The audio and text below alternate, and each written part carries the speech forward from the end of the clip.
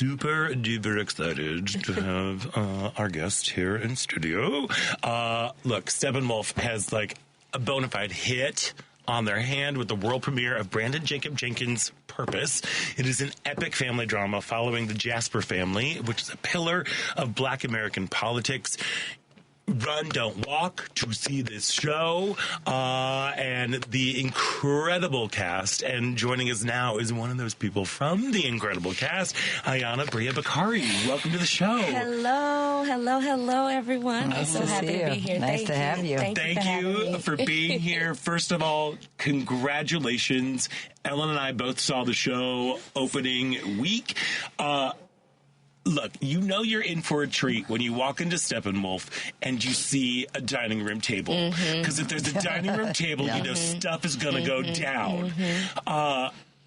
Congrats. How is the run going? The run is going spectacularly. Like, the people are showing up and showing out and engaging with the play. The audiences are roaring. We are feeling so supported on stage by, the responses that we are receiving from the people and the team at Steppenwolf. Everybody's just so excited about this play. It truly is a blessing. Yeah.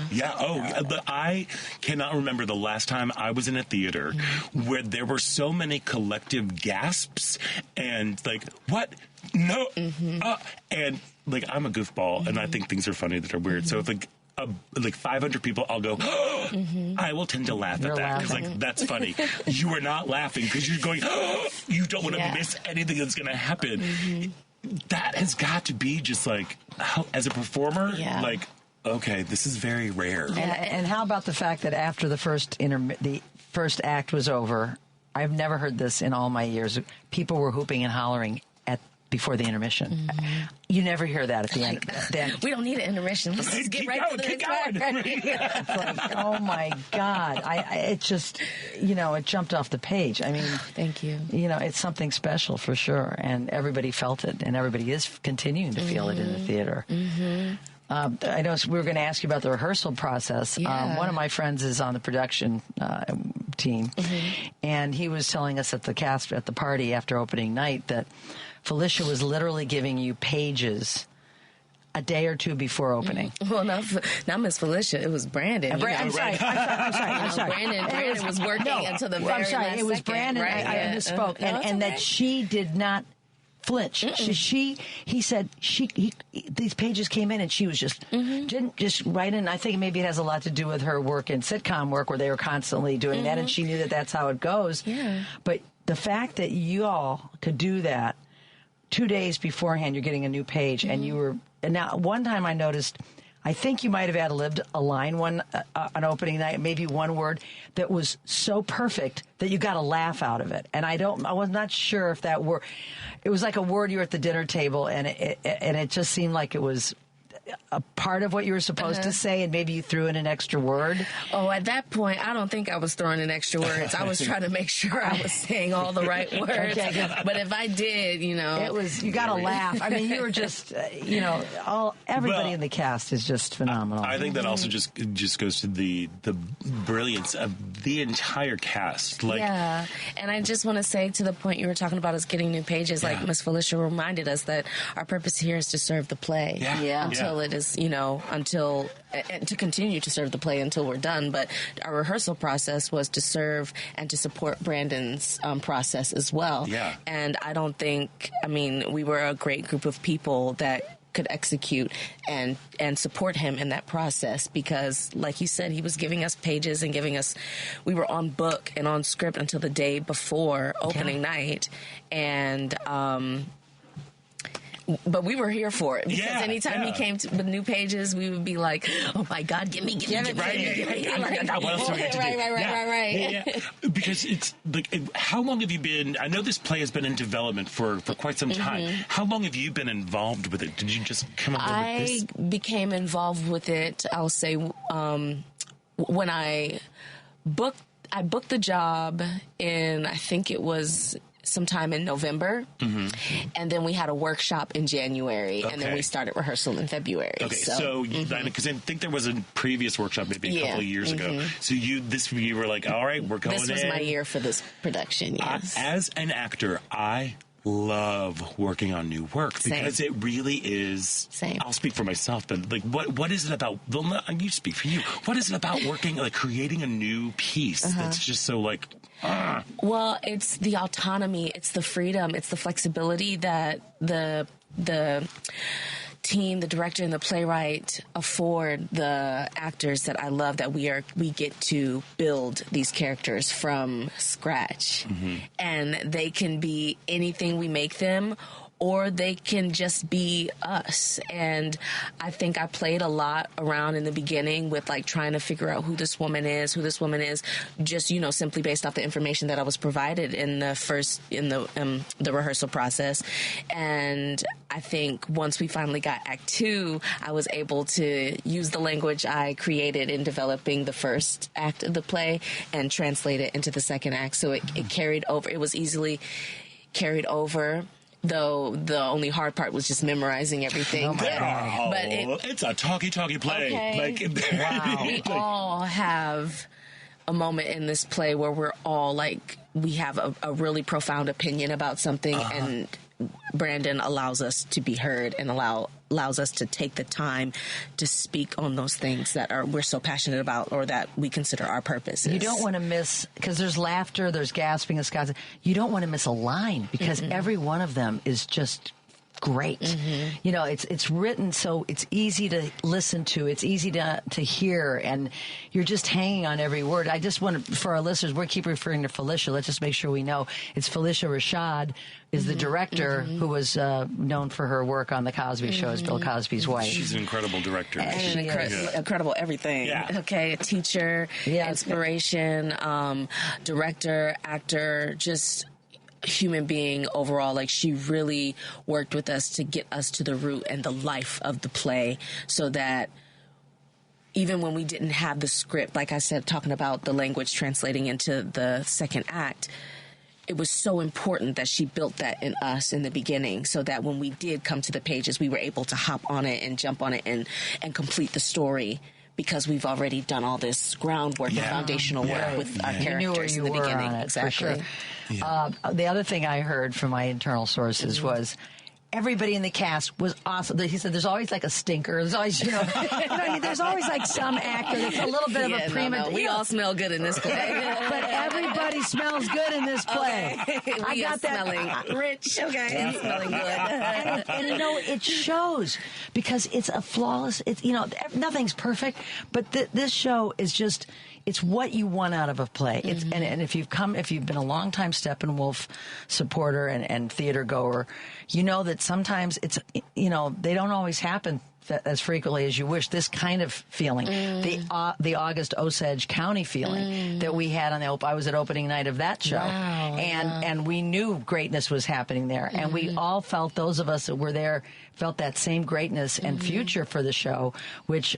Right away, my first words, I came home, I didn't care about any reviews, I said, this show is Broadway bound and Tony bound. Speak it into the universe. I mean, really. And is there, I know you probably can't, is there talk of it? Listen, can you give us any hints? People talk, but I'm waiting for the email. I'm waiting to read it, I'm coming to New York. I'm coming to New York. Shoot, I'm coming too. And, I hope so. I hope they want me, but I'm just saying, like, all the talk is great, because the more we put that energy into the universe, I mean, yes. How can the universe deny it? It's going to happen. Well, so if you're just joining us, we are speaking with Ayanna Bria Bakari, part of the incredible cast of the ensemble piece Purpose, that is having its world premiere at Steppenwolf right now.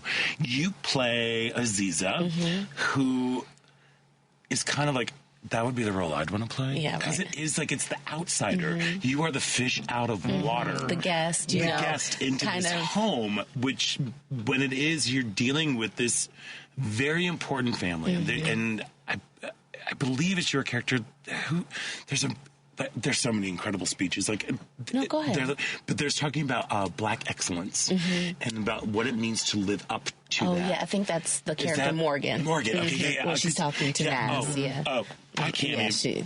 Ayanna Bria, she scares the crap Oh, my God. She's fire. She is fire in the whole thing. That Act 1, she might have 5 lines, I think, but I'm like, look out. The loudest one in the room. The loudest one in the room, yeah. But there's like, how did you, I mean, I know you talked a little bit about the process, but how did you come into this being like, okay, so I'm the fish out of water, I'm coming into here. What was that? It was kind of like life imitating art imitating life kind of moment, because I am the youngest and person in the cast, also working on stage with all these really established, great actors. Yeah. From Tamara to John Hill, and like all these people that I have aspired to work with for so long, working with people who raised me in TV and film, you know. And Ayanna actually is one of the first people I met when I moved to Chicago to go study at DePaul, because she's an alumni. She was on an alumni panel, and my father was like, get her phone number. Right. And then I saw her in a show at Steppenwolf called The Fundamentals, and I was sitting with my best friend in the audience, and I was like, this is where I want to be. This is where I want to be. And now I am there, like on stage with her, sharing space and telling an amazing story. It's really like Ayanna felt like Aziza in the beginning of the process, because it's like everybody knows each other, everybody's worked with each other before. You know, I'm just like, I don't know, I'm just a youngin' here, you know, and I'm smiling like, you were on my wall. Exactly, you were on my wall. Exactly, I watched you on TV growing up, and now we're colleagues, and so, you know, through that process of actually working with everyone, I settled in and I got my wiggles out. And, you know, I'm here. I'm a professional too. Like I'm in this building. Okay. But that feeling that Ayanna felt is something that I let live in Aziza, and I continue to let live in her through this production, because that feeling of just being surrounded by such power and such elegance and such, you know, excellence is something that Aziza is so like attracted to and just so grateful to be a part of, you know, until stuff happens. So, right. Did we let our listeners know that this, you know, the political family that's, if you look at the play and you're from Chicago, you see some very distinct similarities between a political family here in Chicago, down to some, you know, details. Have any of Betty from that family? Well, I'm talking about the Jackson family. Did any of them? Have any of them come to see the show? To your knowledge? Not to my knowledge. I was sitting in back of Mayor Lightfoot, and Mayor Brandon Johnson was also there that night. So people that have, you know, that know the Jackson family were there, of course, and who know politics, obviously, and. I was like, during watching it, thinking, what are they thinking about right now? You know, what are these? Listen, I hope that I understand that there is this political family in Chicago that some people may, you know, make parallels to the play. People may make parallels, yes. But I hope what people get from it is that it is a play about family and all types of family that deal with these kind of situations. Right.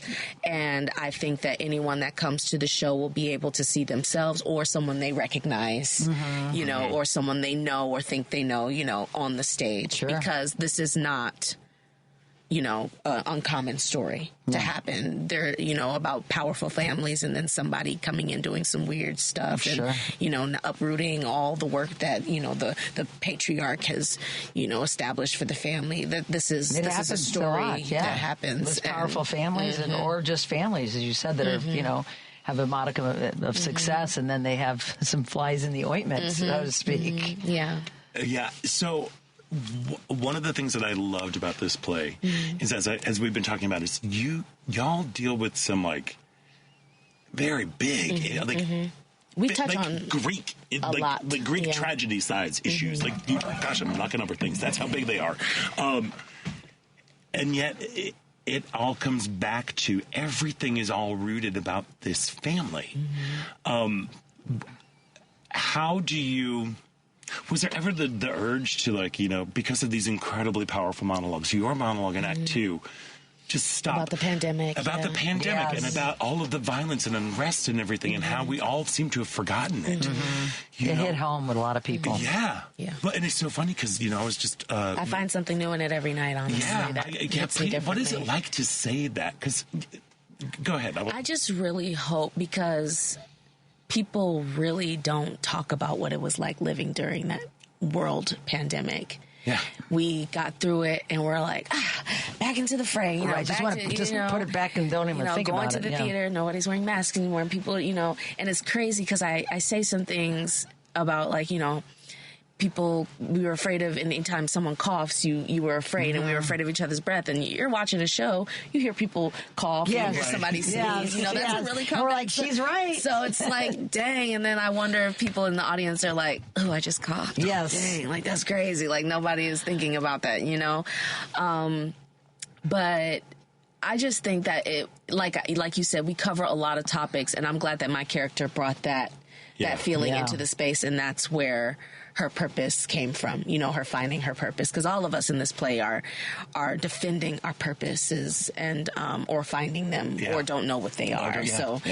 It's a journey for all of us. Do you think Brandon's finally through writing it, or do you see he's going to be making revisions? Listen, I actually really don't know, but I would like to guess that, like, if he had, you know, if we had like another month of rehearsal or something like that, we would find more things to incorporate or to tease and to tweeze and stuff, because this play is so massive. Like we've said, there is like so many details and so many parts of this house, the house being the play, and like, you know, so many rooms that make me, you know, tidying or reorganizing and things. But what we have and what we're living in right now is enough, and it's so beautiful. But, you know, you always can dust up something here and there, you know, sweep, you know, or open up this closet, open the closet and see what comes out, you know, and then, you know, sort through those things. But I hope that we, or Brandon, gets more opportunities to really play and you know, massage and explore and discover this play. Because I think it's a masterpiece, and it's a map. It is.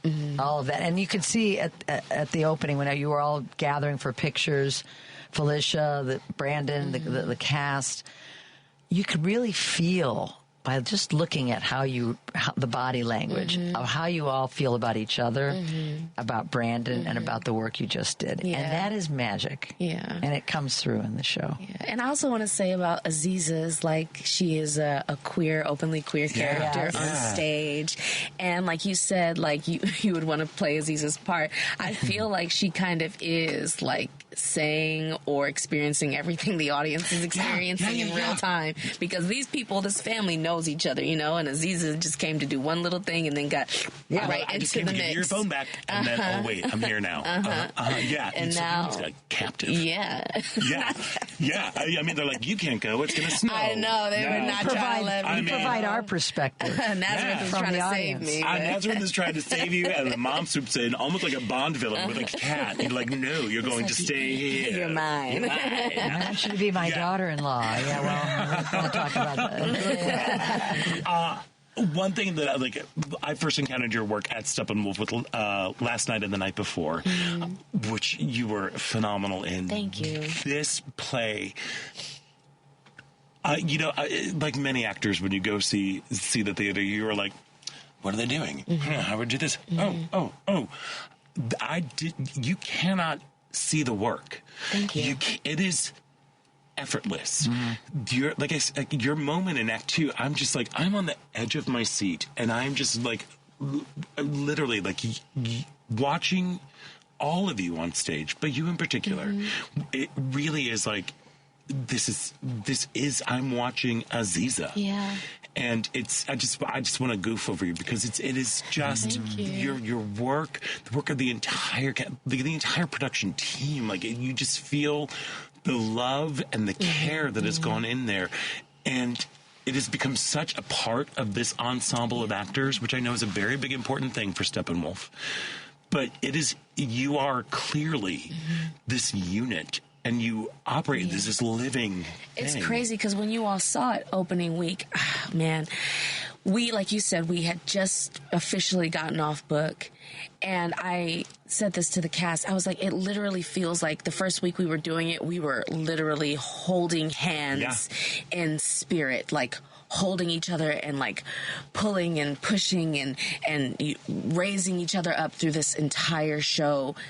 And just, I could feel everybody being present for everybody. And now that we're going into our fourth week of doing the show, we are free to experiment with things and grow and like try new things and like really deepen the connections between everybody and not feel like the lines are, or not knowing the lines or something that's You're free. You're free. Exactly. To grow and to try new things. And yeah, I want to see it again at the end. I always say come back for a second plate. Right? The first thing Kathy, my wife, said was, we got to see it again. I saw you first in the Niceties at the Writers, and I thought, that young woman is going to be huge because of that performance that I saw. Was that one of your first? That was not one of my first, but that is like the second show. That's actually the first show I did that made me join Equity. Okay. So when I went out to Writers, because I was going to do 2 shows at Writers that season, The Niceties and Stickfly, and my agents were like, just join Equity. Yeah. And then I haven't turned back ever since, obviously. Back. No, that was a wise choice. That was a powerful piece and a very pivotal piece for me in my career, and it really solidified why it is that I do what I do. I do it for my people, and I do these stories, and I tell these stories for the liberation and to, enlighten and to encourage Black people, queer people. And I'm very passionate that I get to tell a story about a Black family being a queer woman in this play. And also bringing to light, some of the complexities about what it's like being queer or being, the weird child in a family when those things aren't really talked about and or encouraged or, supported. And so it was wonderful to play this character coming into a play and coming into a story that I had to stand on something, and I had to speak up for myself because I felt like we were just getting, smushed under some stuff that wasn't progressive. It came through in a big way. And I think as you go forward, you're going to be able to do more of that because people are going to want your voice. Doing what only you do, and you do so beautifully. Thank you. Really, I mean it. Yeah, you definitely have 2 super fans right in this room. Yeah, listen, I love it here. Can I move in? Yes, come on back anytime. But I know you got a show today. Look, please, everybody out there, do yourself a favor. Make sure you cannot miss Brandon Jacob Jenkins' Purpose at Steppenwolf. Runs through, got extended again May 12th. May 12th, and I think that's the final one because there's got something else to go in there. Must close. I think Laurie Metcalf might be coming in or whatever. Something like that. But you need to go check this out. Go to steppenwolf.org for tickets. I thank you for taking time and for coming in today. And wanting to come in. I met her that night, and your godmother, Doris, I said, I love her. I said, she plays a queer woman. She's not queer in real life, is she, by any chance? Yes, she is. I'm getting her on the show. And I went and met you. So here you are. Yeah. So thank you for wanting to come in. Of course. I'll come in anytime. I'm in the city, and I'll be here. All right, excellent. And again, and thank you for the beautiful work that you have done throughout your career. I'm so looking forward to watching what is next for you. Yes. Thank you. Because you really there's something about you that's just. Anyway, I'm going to stop because I'm going to cry now, too, because I'm just so happy. Go see Purpose at Steppenwolf through May 12th. Steppenwolf.org. Don't hesitate. Ayanna Bria Bakari, thank you so much, and have a fabulous rest of the run. Thank you. All right. Thank you. We've got to take a quick break, and when we come back, there's more Out Chicago right here on WCPT.